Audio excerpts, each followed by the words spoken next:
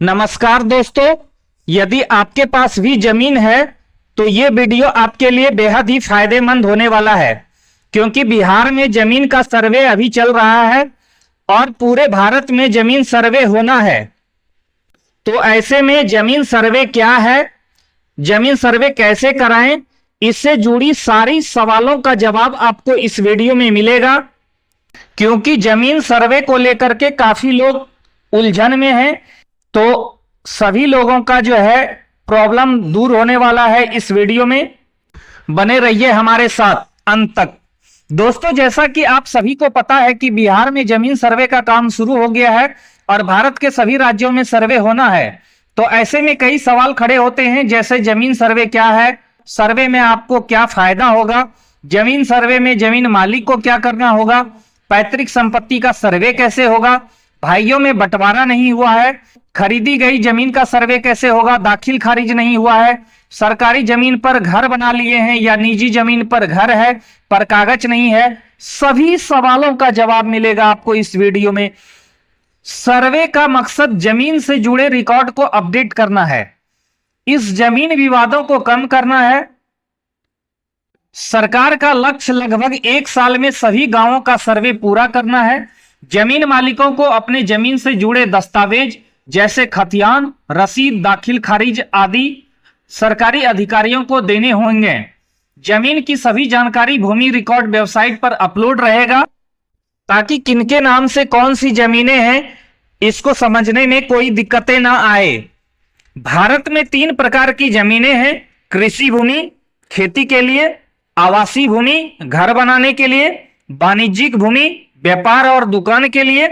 इसके अलावा सरकारी जमीन तालाब, जंगल, गौचर, सड़क आदि जैसे जमीनें हैं और सबका खतियान बनेगा। यह दस्तावेज आपको जमीन के उपयोग या स्वामित्व का अधिकार प्रदान करता है, यानी जिनके नाम से खतियान रहेगा वही उस जमीन का मालिक होगा। तो अपने नाम पर खतियान बनवाएं। जमीन का सर्वे यह तय करता है कि खतियान में किस रैयत का नाम होगा। सर्वे के द्वारा यह तय किया जाता है कि इस जमीन का मालिक यही व्यक्ति है। आपत्ति के बाद जब यह फाइनल हो जाता है कि कोई जमीन का मालिक है, तो उसका नाम खतियान यानी रिकॉर्ड ऑफ राइट में दर्ज हो जाता है। बाकी जो सरकार की जमीन है उसका सरकारी खतियान बनता है। यदि कोई जमीन का मालिक नहीं है तो वैसी स्थिति में भी सरकार उसे अपने अंडर ले लेती है। सर्वे करा लेने पर आपको यह फायदा होगा कि आपके नाम से खतियान बन जाएगा, यानी आपकी जितनी भी जमीनें होंगी, आपकी संपत्ति कहां से शुरू होती है और कहां समाप्त होती है, जितने प्लॉट में घर मकान सहित सबका रिकॉर्ड खतियान में दर्ज हो जाएगा। आपके नाम जो भी संपत्ति है, जमीन का कागज है, तो वह आपकी रहेगी, कोई दूसरा इसे ले नहीं सकता, ना ही सरकार लेगी। हाँ, यदि सरकार की जमीन है तो वह सरकार की ही रहेगी। ऐसे में अगर जमीन से संबंधित कोई कागजात आपके पास नहीं है तो सर्वे कराने से पहले अपने जमीन के कागजी प्रमाण जुटा लेने चाहिए। सर्वे का काम पूरा होने के बाद 30 दिनों के अंदर जमीन के नक्शे का निर्धारण और ग्राम सीमा का सत्यापन किया जाएगा। इसके साथ ही हवाई सर्वेक्षण द्वारा एजेंसी द्वारा नक्शे को अपडेट कर दिया जाएगा, जिससे हर जमीन का डिजिटल नक्शा सभी स्मार्टफोन, कंप्यूटर यानी वेबसाइट पर दिखेगा। जमीन सर्वे में सरकार द्वारा गांव-गांव में शिविर लगाई जा रही है। इसमें जमीन मालिक को प्रपत्र 2 और प्रपत्र 3 को भरने पर जमीन के दस्तावेज सहित कर्मचारी को देना होता है।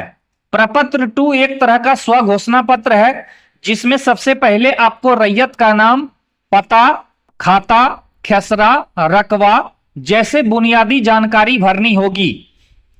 दोस्तों, रैयत का सबसे बड़ा जो होता है, सबसे मुख्य चीज वह होता है जमाबंदी नंबर। तो ये सब चीजें भरना होगा।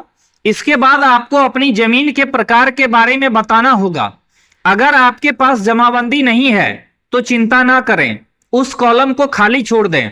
साथ ही आपको यह जरूर बताना होगा कि आपकी जमीन पर आपके दावे का अधिकार कैसे है, यानी क्या यह संपत्ति आपको दान में मिली है, विरासत में मिली है पूर्वजों द्वारा, या आपने इसे खरीदा है, कवाला रजिस्ट्री कराया है, या बंदोबस्त करवाया है आपने। तो प्रपत्र 3 में जमीन मालिक या आवेदक को अपनी वंशावली के बारे में जानकारी देनी होती है। इसका मतलब यह है कि लोग खतियान धारक हैं जो उनके उत्तराधिकारी हैं और अपने नाम पर खाता खुलवाना चाहते हैं, उन्हें इस फॉर्म में अपनी वंशावली के बारे में जानकारी देनी होगी। सभी उत्तराधिकारियों के नाम सही सही आपको भरना होगा। तो प्रपत्र 3 की जरूरत तभी पड़ती है फॉर्म भरने की जब जमीन जो है आपके पूर्वजों का हो। यह भी एक तरह का स्वघोषणा पत्र है। यदि आपने सरपंच द्वारा वंशावली बनवाई है तो इसके साथ में अटैच करें, नहीं तो केवल प्रपत्र 3 को ही सही जानकारी के साथ भरकर अपने राजस्व कर्मचारी को दे दें। अगर आपको फॉर्म भरने में कोई परेशानी हो रही है तो आप नजदीकी राजस्व एवं भूमि सुधार विभाग के शिविर में जाकर मदद ले सकते हैं। विशेष कोई जानकारी आपको चाहिए तो आप हमारे कमेंट बॉक्स में कमेंट भी लिख सकते हैं। और आगे डिटेल जानने वाले हैं जमीन सर्वे के बारे में। जमीन सर्वे का नंबर कैसे पता करें? भूमि सर्वेक्षण संख्या संपत्ति के बिक्री विलेख दस्तावेज पर पाई जा सकती है। यदि यह नहीं है तो आप विक्रेता से संपर्क कर सकते हैं या प्राप्त करने के लिए निकटतम नगर पालिका प्राधिकरण कार्यालय जा सकते हैं। यानी जिस जमीन को आपने खरीदी है तो जो भी बेचने वाले होंगे जिससे आपने जमीन लिया है उससे आपको सर्वे नंबर आपको प्राप्त करना चाहिए। सबसे बड़ी समस्या उन लोगों को हो रही है जिनके पास पुश्तैनी जमीन का बंटवारा मौखिक तौर से हुआ है। सर्वे के लिए सिर्फ बातों वाला बंटवारा मान्य नहीं है। इसके लिए सभी भाइयों और बहनों को हस्ताक्षर वाला एक दस्तावेज देना होगा। अगर किसी भाई की मृत्यु हो चुकी है तो उसके सभी बच्चों के हस्ताक्षर जरूरी हैं, क्योंकि सरकार मौखिक को मान्यता नहीं देती है, इसलिए लिखित कागजात जरूरी है। यदि आपका पैतृक संपत्ति है और भाइयों में बंटवारा नहीं हुआ है तो सबसे पहले 1000 रुपये के स्टाम्प पर बंटवारानामा बनाएं और उसमें सभी पार्टी का और पंचों का 5 पंचों का हस्ताक्षर करा लें। यदि आपका फरीक बंटवारानामा बनाने से इनकार करता है, संपत्ति बांटने से इनकार करता है, अगर पैतृक संपत्ति का बंटवारा नहीं हुआ है तो आप कोर्ट के जरिए बंटवारा करवा सकते हैं। कोर्ट के जरिए बंटवारा करवाने से फायदे यह होते हैं कि आपको सभी को बराबर का हिस्सा मिलता है। भविष्य में कोई एक दूसरे को कम या ज्यादा लेने का आरोप नहीं लगा सकता। आपसी बंटवारे में होने वाले झगड़े से बचा जा सकता है। कोर्ट के जरिए बंटवारा करवाने में सिर्फ 30 दिन लगते हैं और खर्चा भी कम होता है। जब तक बंटवारा नहीं होगा तो पहले से जिन व्यक्ति के नाम जमीन का खतियान है उसी के नाम पर खतियान रह जाएगा। इसीलिए सर्वे में यह मौका होता है कि आप अपने जमीन को अपने नाम पर खतियान बनवा सकते हैं। यदि आपने कोई जमीन खरीदी है, दाखिल खारिज हो गया है तो जमीन का रसीद कटा लें।